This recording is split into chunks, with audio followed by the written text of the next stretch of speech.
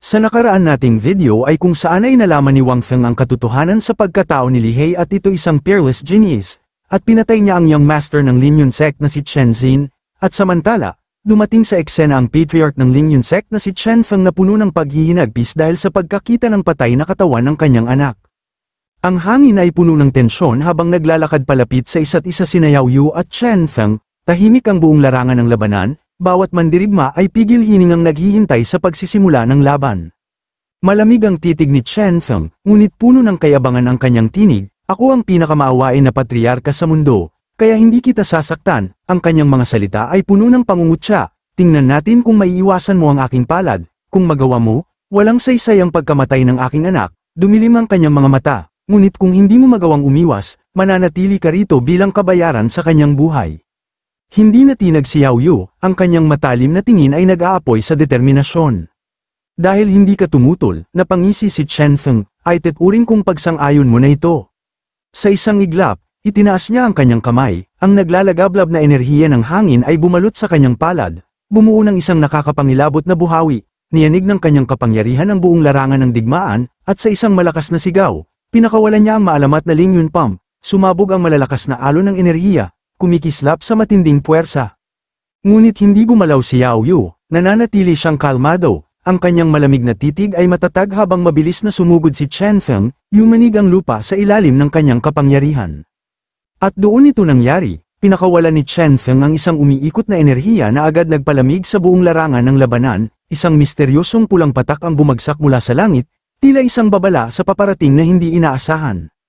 Sa isang iglap, bumuhos ang mga patak ng dugo mula sa kalangitan, sumabog ito sa isang nakakatakot na pagsabog, nilamon ng apoy at kamatayan ang paligid, iniwan ang larangan sa isang ulap ng pagkawasak. Mula sa gilid, isa sa mga kasamahan ni Chen Feng ang humanga, gaya ng inaasahan sa patriarka, ang Lingyun Raining Needle, ay pambihira, sinisipsip nito ang kalaban sa ulap ng kanyang palad at nilalagas ang laman at dugo nila. Isang mapanuksong ngiti ang lumitaw sa kanyang labi. Mukhang ang pagpasok ng patriarka ay isang palabas lamang upang dayin ang dilag bago patayin ito sa isang iglap, pero masyado siyang malupit, bakit hindi niya muna ito nilasap bago tuluyang patayin? Matikas na tumayo si Chen Feng, malamig ang tingin sa baluktot at walang buhay na katawan sa lupa, at ano kung isa siyang nakamamanghang kagandahan, wala siyang ibang hantungan kundi ang kamatayan, dahil pinatay niya ang aking anak. Napalingon si Li He kay Wang Feng, kita sa kanyang mukha ang labis na pag-aalala. Paano mo nagawang panoorin lang siyang patayin ni Chen Feng? Ngunit ngumiti lang si Wang Feng, puno ng kumpiyansa, aling mga mata mo ang nakakita sa kanyang kamatayan.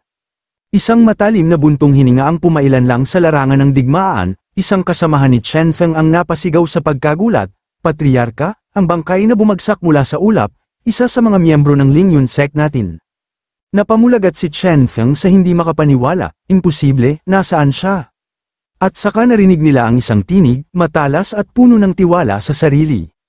Ang palad mo kanina, naiwasan ko, lahat ng mata ay napalingon sa Lingyun Heritage Post, kung saan matatag na nakatayo si Yao Yu, hindi man lang nasaktan. Isang malamig na hangin ang dumaan habang itinaas niya ang kanyang kamay. Ngayon, tingnan natin kung kaya mong iwasan ang palad ko.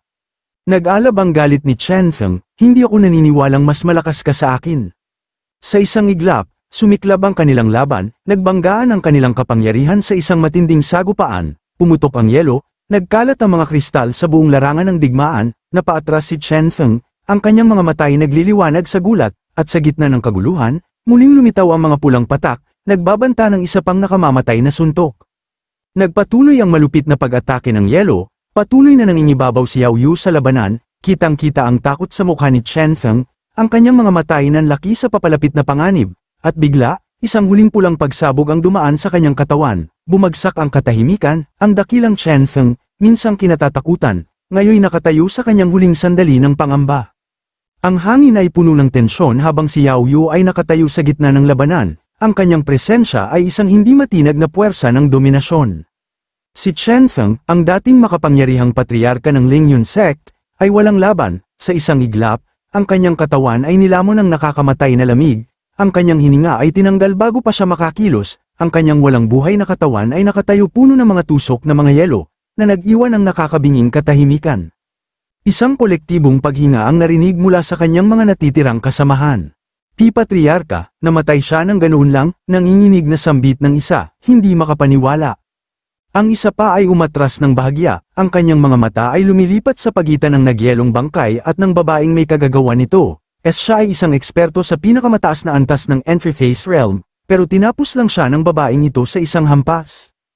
Ang takot ay bumalot sa kanilang lahat. Anong gagawin natin? Nanginginig na tanong ng isa pa, hinahanap ang kasagutan sa iba. Mula sa kanilang gitna, lumakad si Wang Feng nang may walang hanggang kumpiyansa, may bahagyang ngiti sa kanyang labi, ang kanyang boses ay umalingaw-ngaw sa buong lugar na may hindi matinag na awtoridad. Ako, ang patriarka ng Divine Immortal Sect, ay nag-uutos sa pagbuwag ng Lingyun Sect. Walang pag-aalinlangan, lumundag siya sa ere, lumilipad palayo kasama si Yao Yu sa kanyang tabi, ang kanyang huling mga salita ay bumalat sa larangan ng labanan tulad ng isang hatol ng kamatayan. Simula ngayon, wala ng Lingyun Sect, ang natitirang mga miyembro ng sekta ay nanginginig sa takot. Ang Diyos ng kamatayan ay sa wakas umalis na, bulong ng isa, halatang nakahinga ng maluwag.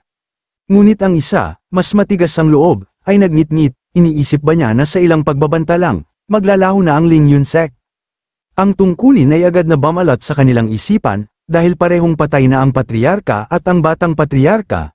Dapat tayong pumili ng bagong pinuno sa lalong madaling panahon, kailangang magpatuloy ang Lingyun Sect. Ngunit isang tinig ang bumasag sa kanilang pag-asa, si Elder Bai, nanginginig ang katawan habang nakatingala sa langit, takot na takot. Hindi na magkakaroon ng bagong pinuno ang Lingyun Sect. Nagkagulo ang mga taga Lingyun Sect. Elder Bai, anong ibig mong sabihin? Sigaw ng isa. Ang matanda ay nanginginig habang itinuro ang langit, napatingala ang lahat, at ang dugo sa kanilang mga ugat ay nanlamig. Isang napakalaking yelong pag-atake ang bumagsak mula sa langit, sumasagisag sa isang hindi matatawarang kapangyarihan, bumagsak ito ng may nakakabinging dagandong, winawasak ang mga sagradong gusali ng sekta, ang mga guho at yelo ay nagkalat sa lahat ng direksyon, at si Elder Bai ay lumuhad sa sindak. Ang Lingyun Sect, ganap ng nawasak, bago pa tuluyang lumubog ang alikabok, isang malalim at nakakatakot na tinig ang umalingaw-ngaw mula sa pagkawasak. Nasaan si Chen Feng? Si Elder Bai ay halos hindi makahinga, nanginginig siya habang binubulong, ang Diyos ng kamatayan, bumalik na. Ngunit hindi si Wang Feng ang lumitaw, isa pang makapangyarihang nilalang ang dumating. Si Marquis Changlin ay naroon, ang kanyang presensya ay nagdala ng isang anino ng kamatayan sa mga labi ng Lingyun Sect. Ang isipan ng matanda ay naguluhan, tama, pinatay ng Diyos ng kamatayan si Chen Feng bago umalis, paano siya babalik at hinahanap siya? Dahan-daang bumaba si Marquis Changlin, ang kanyang tingin ay puno ng galit at paghihiganti, itinoon niya ang kanyang mga mata kay Elder Bai, ikaw ba si Chen Feng? Mabilis na umiling si Elder Bai, hindi, ang patriarka ng aming Lingyun Sect na si Chen Feng ay patay na. Ang Marquis ay naningkit ang mata, ako si Marquis Changlin ng Yaori Empire, alam mo ba kung sino ang pumatay sa aking anak na si Lin Yunyi? Namutla si Elder Bai, ang kanyang bibig ay bamukas sa pagkagulat, hindi makapaniwala sa kanyang narinig. Ano? Sino ang may lakas ng loob na patayin ang anak ng isang Marquis? Sa matinding takot, bigla siyang lumuhad, idinikit ang kanyang noo sa basag na lupa. Marquis, alam ko kung sino ang pumatay sa iyong anak.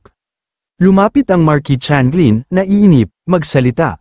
Dumadaloy ang luha sa mukha ni Elder Bai habang binibigkas ang pangalang isusumpa niya habang buhay. Ang taong pumatay kay Yang Marquis yun ay siya ring pumatay sa aming patriarka ng Lingyun Sect. Lumalim ang tingin ng Marquis, sino siya? Napangiti si Elder Bai sa kabila ng kanyang takot, isang galit na apoy ang sumiklab sa kanyang mga mata.